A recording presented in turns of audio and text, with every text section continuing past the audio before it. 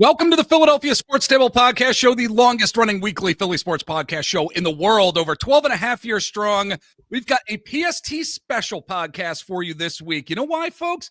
Some people don't actually realize that there is a team here in the Philadelphia region that is doing some good things, and that is the Philadelphia Union. They are in the playoffs, the top team in Major League Soccer this past season here in 2025. And to dive into what the playoffs are going to look like for this team and what they have looked like with this first series with Chicago, we've got our good friend Josh Shuster, our buddy from PhiladelphiaSoccerNow.com. Always love talking to him. Always love having him on. Josh, man, thanks so much for joining us here. And this is going to be a great conversation. Anytime, Jeff. It's nice to have one team in Philadelphia that has far exceeded expectations from the beginning of the season. So yes, Sixers too, my friend. I mean, they are. Holy crapola!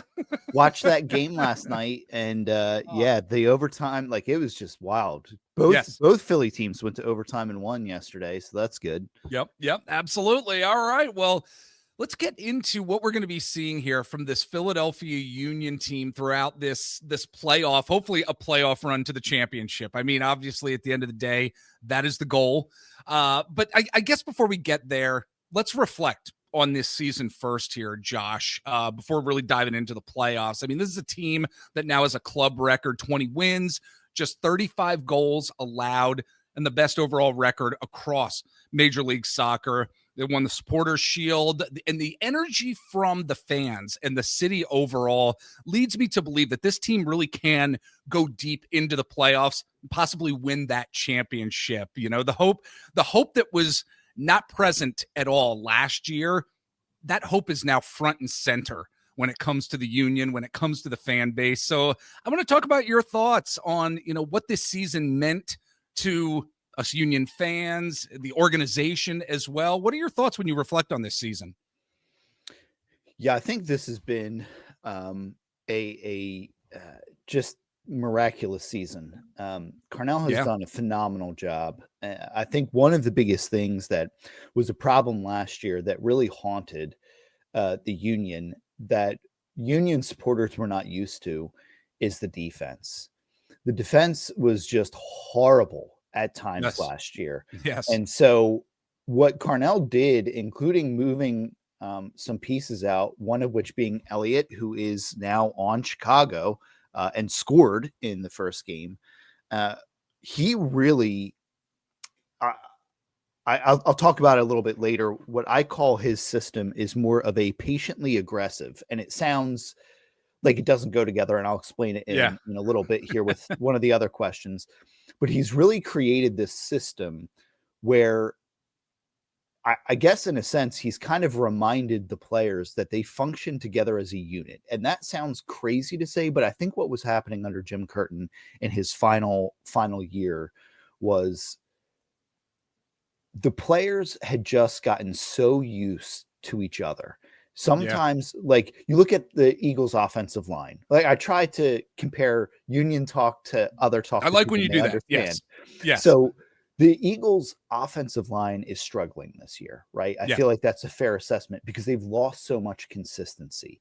The Eagles had a good form of consistency. The problem is sometimes what happens is when you have the same players playing the same system, year after year after year, complacency begins to set in. And I really think that's what happened. And I think they didn't move a whole lot out from the defensive end. But what they did was, I think Carnell really helped them realize the idea of functioning together as a back line. And that's probably one of the biggest reasons why they are here.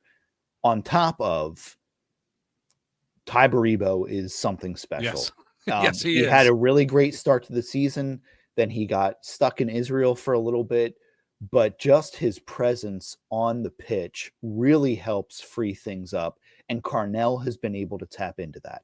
That's one of the biggest issues with Jim Curtin that I had in the final year. He was so determined to make Mikel Ua work, and we'll get into that in a little bit. He was afraid to play Ty Baribo. Baribo is obviously the better player. And Carnell has had no problem doing that. Right. And I think at the end of the day, too, what you see with Carnell is he's catering to his player's strength. And while it sounds like common sense, we see it in football as well. You see coaches who just get so entrenched in their system that they can't see the talent that's in front of them, and they try to change what players can do from a talent perspective. Doesn't work all the time like that. It really doesn't. You have to cater to a player's strength. And Carnell's really been able to do that this season. It's been pretty phenomenal to watch. So as we're diving into the playoffs here, this MLS playoffs with the Union, let's talk about the strengths and weaknesses of this Union team. Let's start off first here, Josh. What's the biggest strength of the Union as the playoffs have started? And then we'll get into the weakness. What are your thoughts here? So to me, there's really two huge strengths that the Union have. The first is that system that I talked about, where it's patiently aggressive. Yeah. The Union are okay with not having the advantage in possession. Possession is one of those stats in soccer that doesn't necessarily mean a hill of beans. Like sometimes you can look at it. It's kind of like what I would say the old school quarterback rating is. The 158.3 rating system. A quarterback can go off in the fourth quarter because they're down by a ton and have this incredible passer rating, but it doesn't mean anything because they played a horrible majority of the game. Yes. Possession is kind of that way in soccer, right? If you are leading, you're probably going to have more possession by the end of the match simply because normally you go into prevent defense in soccer as well. Right. And so the other team has the ball more, the team that's trailing. Carnell's been okay with sacrificing possession, but to make sure that people are aligned where they should be and they don't miss on their opportunities to be aggressive. Like if he sees a weakness, it is very clear from kickoff that Carnell has done his homework. They kind of play a little bit to just kind of see the formations that the opposition is going to be running. But then what he does is he very clearly has a plan of attack and he executes that plan of attack, but he's not afraid to change. He even changes formations mid-match, which is something that is really nice to see. Jim Curtin had a set system. That set system won a lot of matches here in Philadelphia. And so I'm not going to criticize that system, but in terms of flexibility, whenever we saw that Curtin was rolling out a different lineup, it was just complete and utter shock. Like, oh my gosh, look at this. It's not so much that way with Carnell. And I think part of it is, I think he spent time talking with his players, finding out what they feel comfortable running. Yeah. And so he did it that way. I would say the other biggest strength that the Union have is they can score. We had spent a lot of time talking before the season started and kind of like a quarter point check-in. Who in the world is going to score? Well, they brought in some new midfielders. They've spent some money, not much, but they did spend some money. And there really has been this youth movement.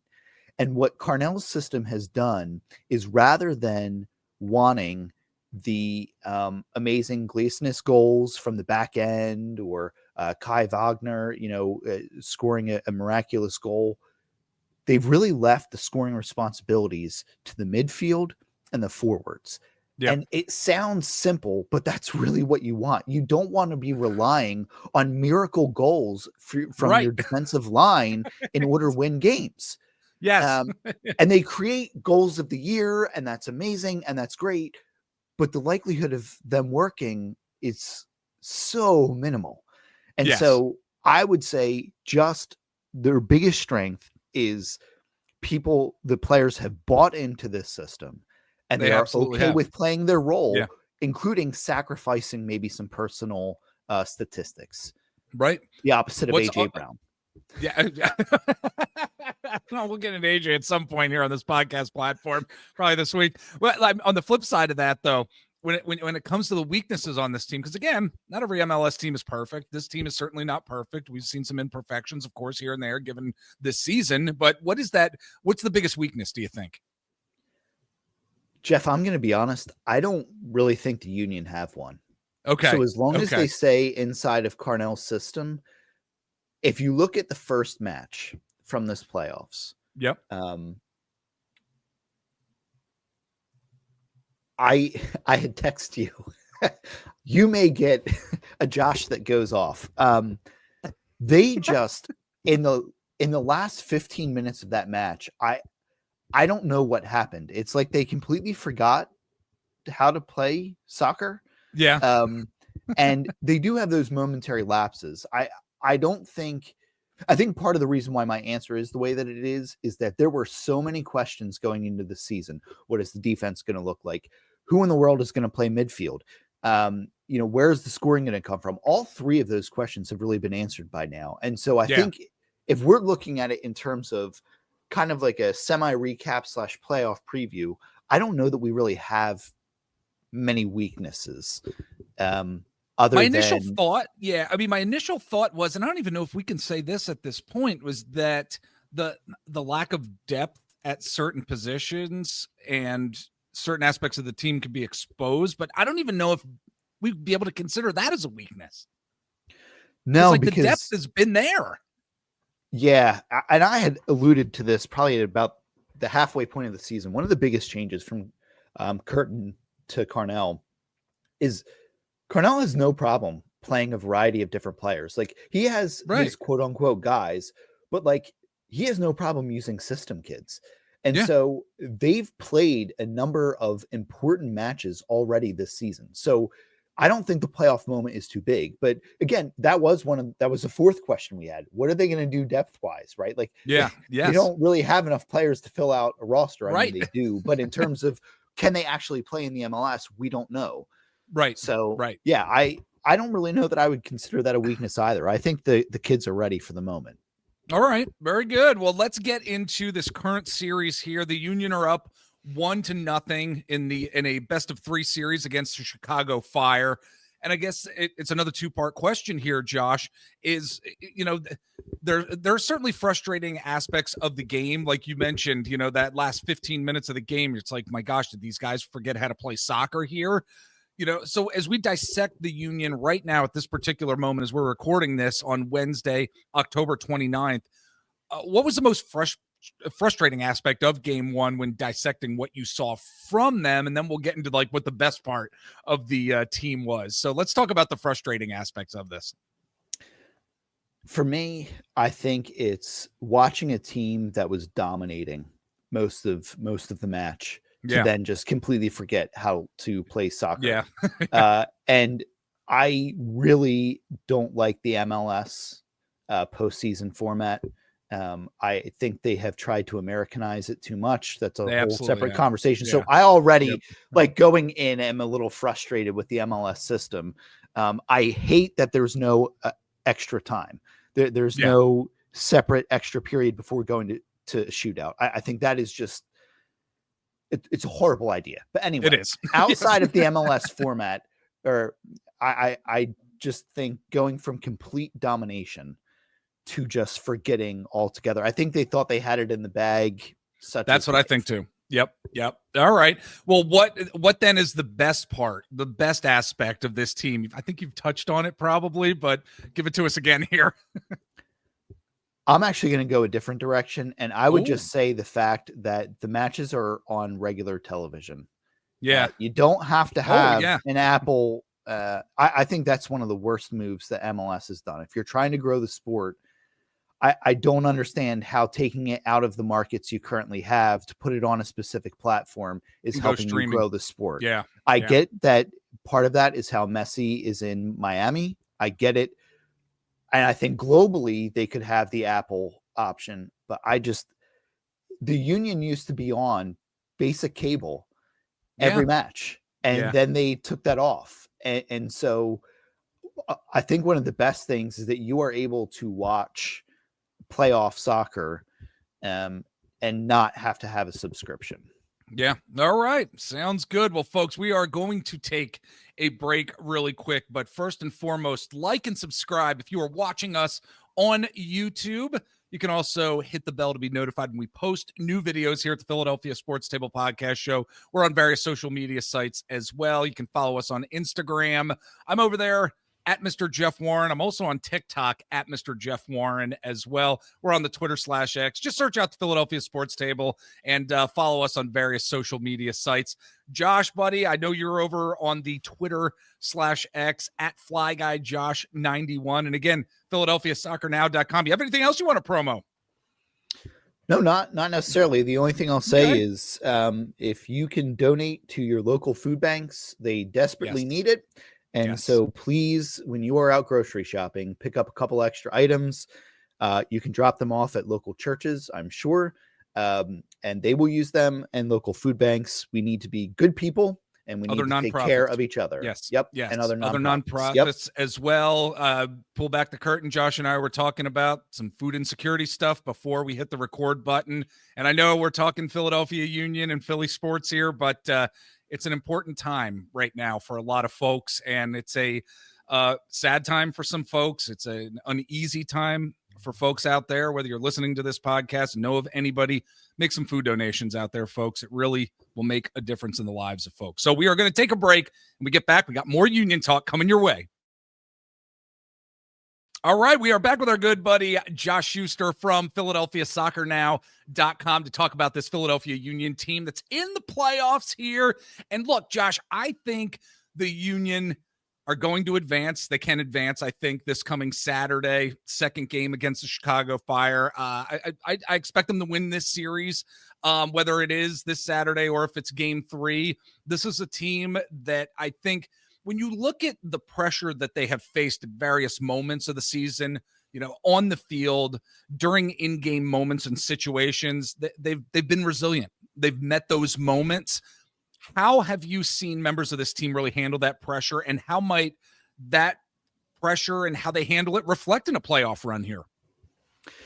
Yeah, so the Union are this interesting team, and one of the big advantages that I would give them is they are a balance of youth and veteran leadership. And so you have people like Bedoya, you have people like Blake, you have people like Kai Wagner, you have these individuals, and there's others as well. Who have been there when the Union made the last trip to the MLS Cup, who have been a part of a culture of winning here in Philadelphia. But you also have a number of, I'll call them academy kids that are no longer really academy kids. You have Sullivan and different things like that, and they've gone through the system, but they also have some leadership. And so I think they have this really great balance in terms of, one of the most encouraging things this year is I was all for bringing Bedoya back. I think they needed a little bit of leadership.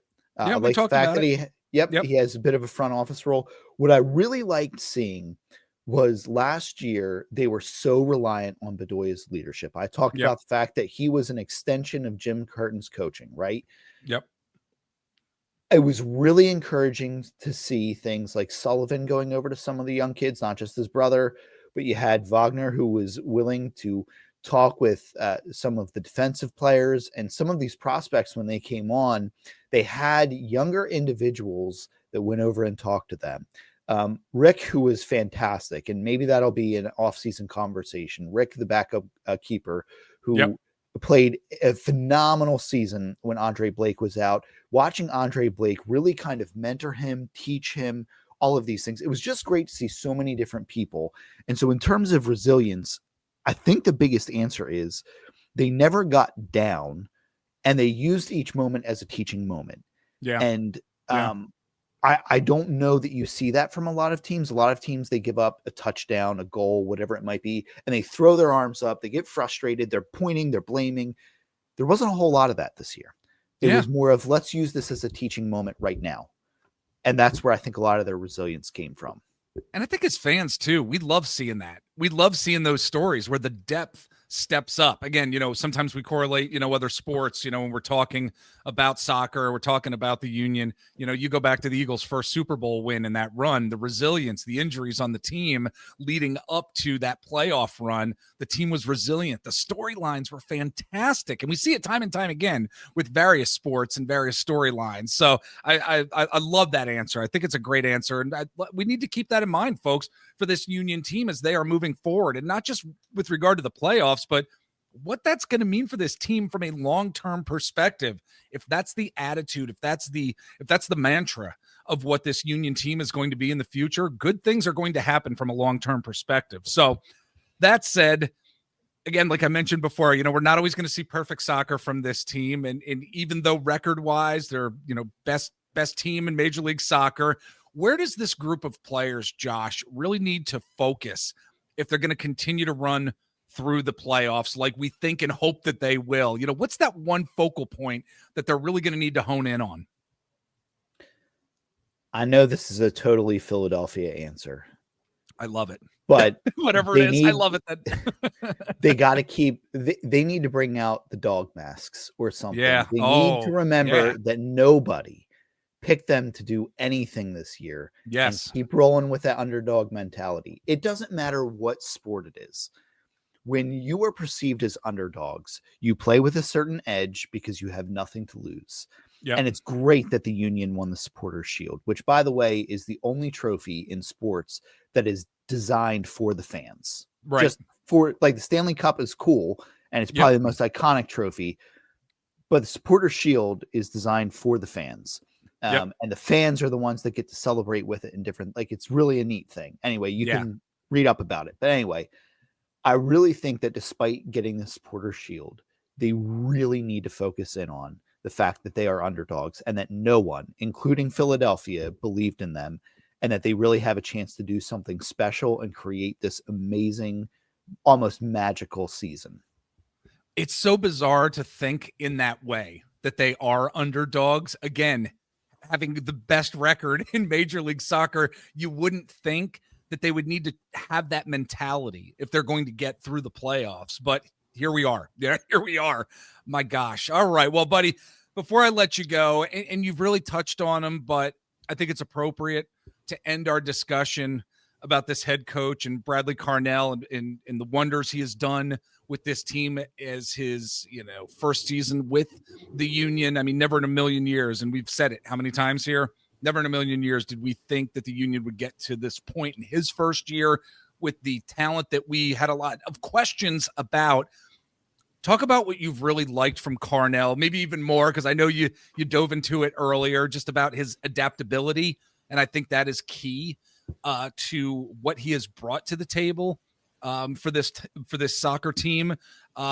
Maybe what you've liked, what you haven't liked, maybe, and his overall coaching presence and what that's really meant. Well, I'll start with what I don't like, which is nothing. I don't think that he's perfect. He's perfect, folks. For right now, yes. Yes, absolutely. Yes. I have a hard time. So this is where I'm going to kind of look at the MLS. And I'm going to say, I get that there's a coach that's brought an expansion team into the playoffs, and that's cool. But I think this is not me having Union colored glasses on. This is a better story. I think you really need to look at the state of what the Union were in last year. Yeah. They had to fire one of the most respected coaches in all of MLS. It looked like they were an aging team that sold off players. And it looked like Carnell was coming in for this long-term rebuild. And he wound up winning the Supporters Shield.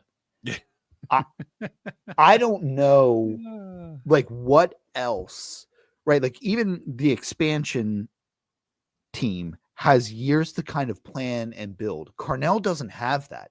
He has months, and the Union notoriously don't spend money. Right. So the fact that they got, the fact that they got someone, literally anyone other than, Jim Bob sitting in section 133 to manage this team is amazing. And so I think Carnell really wants to be here. I don't think he views this job as a stepping stone. Like he can after this season. Like a Temple head coaching position, right? That's like a stepping stone job, right? Like, and that's how I had kind of accepted the fact that this is what the Union job is going to be. You're either going to be good enough that you take another job, or it's just going to be a carousel of coaches. Yep. I like Carnell never makes it about him. If you go back and watch interviews, I mean, the media has tried to get him to talk about the job he's done, and he never wants to talk about it. Right. He wants to talk about the fans, and he wants to talk about the players in the locker room. And so I think he was really smart in following Jim Curtin's lead that way, because Jim Curtin was the same way. He took all of the blame, and he never accepted any of the praise. He always pointed it towards other people. And I think that's good leadership. I think that's what a good leader does. Yep. But Carnell has a little bit more energy than Curtin on the sidelines. Yes. Yep. And one of the things that would drive me crazy about Jim Curtin was he was so, I want to use the word emotionless for the most part, that it would drive you crazy. Yeah. I don't want Nick Sirianni. Right.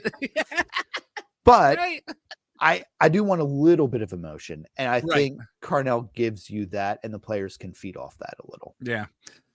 That's a great way to end this PST special podcast, as the Philadelphia Union are going to be hopefully walking through this MLS playoff picture here. Josh Shuster, our good friend from PhiladelphiaSoccerNow.com. Folks, they do a lot of great post-game content over there, some pre-game content as well at PhiladelphiaSoccerNow.com. Check out everything over there on that great website. My friend, always great talking to you.